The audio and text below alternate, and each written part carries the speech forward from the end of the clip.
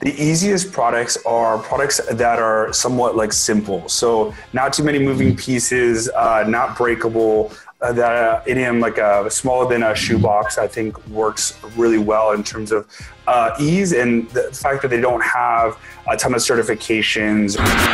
Obviously ones that aren't gated, ones that have low counterfeit. So an example would be grocery. You can pick up grocery to do a little testing at any store, right? So they're very easy to get. And it's something that you really can cut your teeth on without having to buy a ton of and without having too much exposure. Where there's the least competition, I think we start getting into oversized products, we get into hazmat products.